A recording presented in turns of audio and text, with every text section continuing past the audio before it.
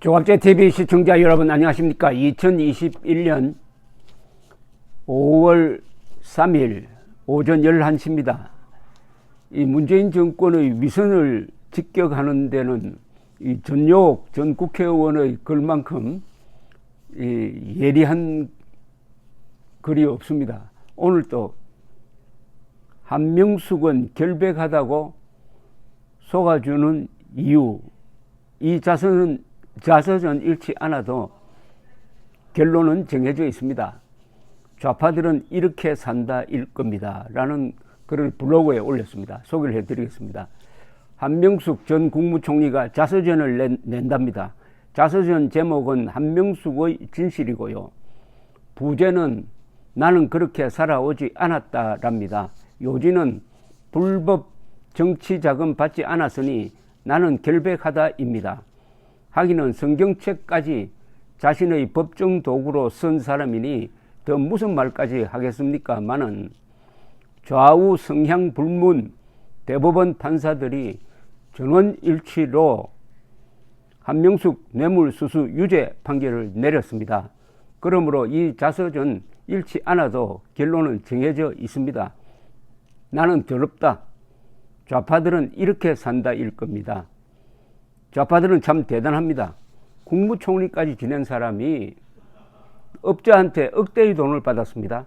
그리고 허겁지겁 돈을 썼는데 동생 전셋값으로 1억 원을 계좌 이체하여 빼박 증거를 남겼습니다.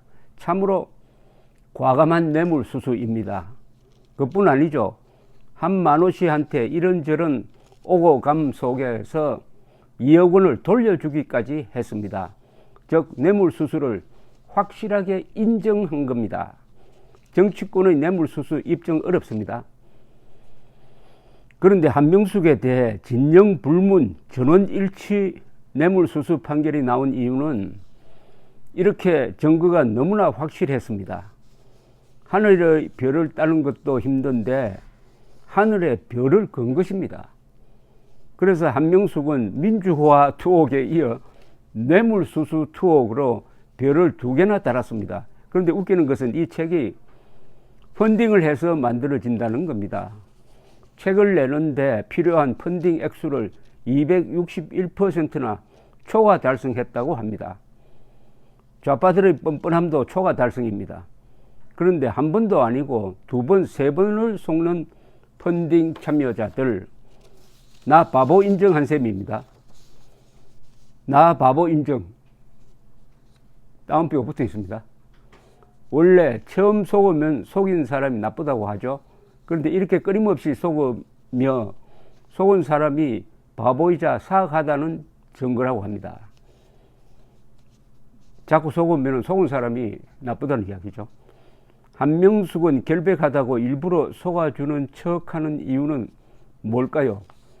인지 부조화, 가스라이팅.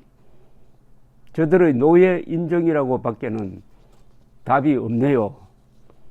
이 가스라이팅은 이 영화에서 나온 이야기입니다. 가스라이트라는 이 연극도 있고 영화도 있는데 1940년대 초에 나온 영화가 유명합니다. 가스라이팅, 우리나라에서는 가스등으로 번역이 된 흑백 영화입니다. 여기 나온 배우가, 남자 배우는 샤를르 보아이에, 여자 배우는 잉그리트 버그만, 스웨덴 출신이죠.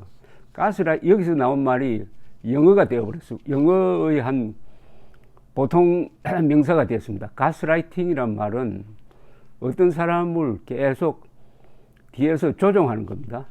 조종해가지고 자기가 저지르지 않는 잘못도 저지른 것처럼 이렇게 심리적으로 유도하는 것을 보통 가스라이팅이라고 합니다. 가스라이팅이라는 것은 심리 조종, 심리적 조종 뭐 이런 뜻인데, 가스라이팅이란 말을 우리 전용욱 씨가 쓰니까 이 글이 상당히 좀 고급스럽게 보입니다. 이런 글은 아주 잘 쓴 글입니다. 왜냐하면은 문장론적으로 깔끔하고 군더더기가 없고 여기는 유머가 있습니다. 꼬집기만 하는 게 아니고 유머가 있고, 지금 제가 가스라이팅을 해설해 드렸듯이 여기는 정보가 있습니다. 정보가. 근데 이 글에서 풀지 않는 의문 하나는 남았습니다. 그게 뭐냐면, 이 문재인 정권이 왜 이게 뻔한 거, 이렇게 아까 빼박 증거라고 했는데 대법원 전원 일치로 확실하게 유죄를 선고해가지고 2년 징역형을 살고 나왔는데도 불구하고 왜 이렇게 하느냐, 이렇게까지 한명숙 씨를 무고한 사람으로 만들려고 하느냐, 여기 의문에 가장 중요한 비밀이 들어있죠. 그것은 한명숙 씨 남편이 60년대 통역당 사건은 북한 김일성 주의자들이 만든 단체입니다. 주사파 이전에 주사파의 선배죠.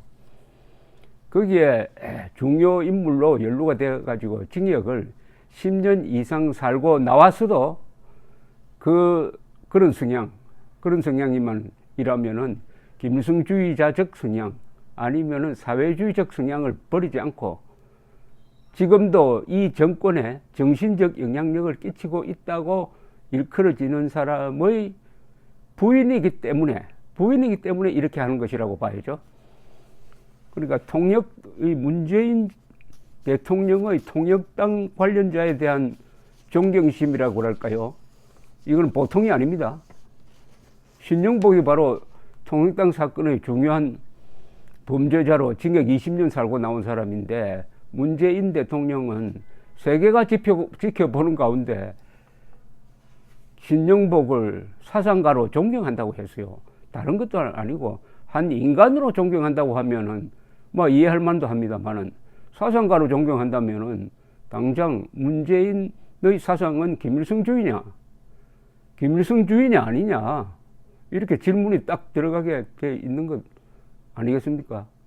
더구나 거기에 그치지 않고 통역당 연루자인, 사건 연루자인, 그러니까 통역당 사건 연루자란 저희 말은 남편이 통역당원이었다는 이야기죠. 자, 그런 분에 대한 이렇게 애틋한 존중심, 여기서 끝나지 않죠. 문재인 대통령의 통역당에 대한 특별한 감정은, 그 감정은 뭐냐? 또 신영복이가 지어준 당명이 더불어민주당이라고 문재인 대통령은 자랑했습니다. 김일성주의자가 지어준 당명을 자랑스럽게 쓰는 당의 영혼은 어디 있느냐? 그 영혼이